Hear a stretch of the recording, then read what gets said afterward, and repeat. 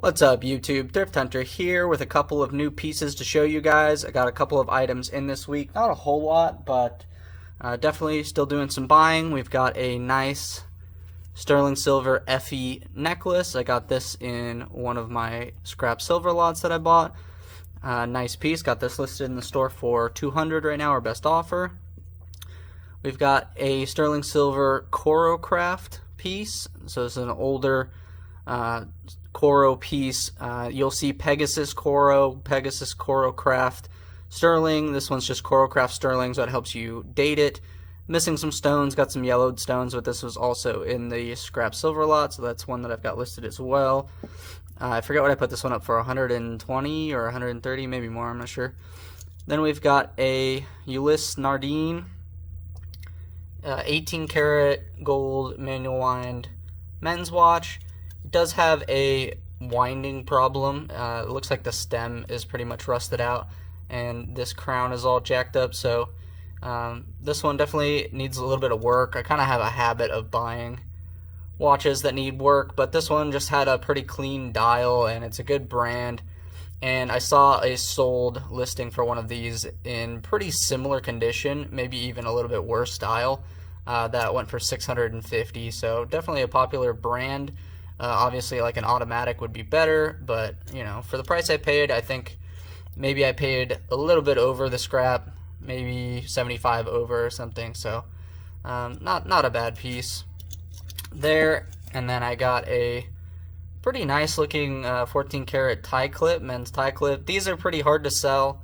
Cufflinks and tie clips just really don't move that quickly because there's not that many people willing to spend the money for something like this. It's just your customers are very, very limited. But I just thought it was pretty nice. I'll try this out on eBay for a little bit, and if it doesn't sell, I'll just scrap it because I bought it in a scrap lot, so I paid pretty much a scrap price. So other than that, I'll show you guys kind of what one of my silver lots looks like here. So here is some sterling silver that I bought. This is around 1,500 grams. And I pulled out a couple of the pieces that I thought were better out of this lot to try and sell. And if they don't sell, eventually I'll just scrap them. But there's like enamel butterfly pieces. There's this Carolyn Pollack piece, you know, this may be 40, 50 bucks if I can get it, and just some other little pins, stuff that's not broken. There's like a little designer pin there. There's kind of a nice Mexico necklace. Doesn't have any signatures, unfortunately, but I may have also the pair of earrings. And then this is all the stuff that's kind of more just scrap stuff for me. Some of you guys may take this stuff and list it all. I just don't have the time to be listing every single one of these items. Mostly a lot of chains, some like marcasite pieces. This is just kind of typical stuff with stones. In this lot there was about 225 grams of stuff that wasn't silver. So I definitely had to contact the seller and tell them that there was 225 grams that wasn't silver, and you get like a partial refund. Most sellers are very understanding. Just make sure you guys are testing your stuff. Just because it's not, just because it's marked 925. I see stuff that's not silver in these kind of lots just all the time, and you sprinkle in 225 grams. I mean, that's over $100 that you are kind of mixing in. I've also seen that with the gold lots as well, that people mix in stuff that's not gold. You'll get stuff that's supposed to be 14 and ends up being 10, so you just have to be really careful when you're buying, because especially when I'm paying 85, 87, 90% of the value, if there's a couple of pieces that aren't good, then it starts to weigh on your profits, and it just adds up. I mean, I probably have stuff that comes in short, you know, every day pretty much, so you end up losing money over time if you don't call out sellers who don't test their stuff, and they usually know because, you know, they're not testing stuff and they're just throwing stuff in there, and they kind of know that. So a lot of them can understand that, you know, sometimes there's stuff that's not real. So here's some scrap gold that I've been saving up. This is some stuff that I'm going to be scrapping soon. So this is more of like what I'm typically dealing in. I don't get to show you guys a whole bunch of nice pieces because this is like more of my bread and butter type of stuff here. Is just these little scrap gold chains, you know, that I pick up for whatever 80 or 85% of the scrap value, and this is usually what I have. So sometimes I won't make a video because, you know, this is all I've got. But right there, that's about a little over $2,000 worth of scrap gold there.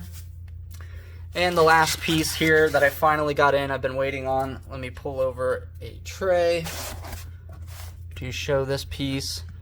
So I got in this really nice 14 karat white gold sapphire baguette diamond bracelet, and it's fairly large. I'm not sure, I actually haven't measured it. Let's see. It is a little over about 7¼ inches there. But this one I bought just a little bit over scrap as well, and I was very happy with the quality of this piece. This is honestly probably one of the best pieces I've had in quite a long time, and we'll see what I can get for it. I don't know. This is one of those pieces that you can kind of set whatever price you want, right? Because this could be a $3,000 piece, a $4,000 piece, a $5,000 piece. You might price this as high as $10,000. I mean, I'm not really sure. It's really hard to find comps for this kind of an item. This weighs 57 grams. So it's a big, heavy, vintage diamond and sapphire bracelet.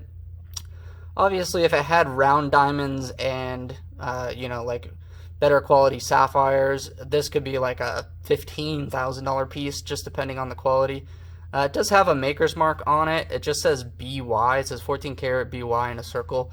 I wasn't able to find anything that relates to this. This looks like, I don't know, 50s or 60s or 70s, like a little bit older of a styling, but this is just a really, really nice bracelet, and I'll do my best to get as much money as I can for it. Like I said, I am trying to hold on to better pieces and wait for higher prices, because obviously I can move this very, very quickly and make a couple $100.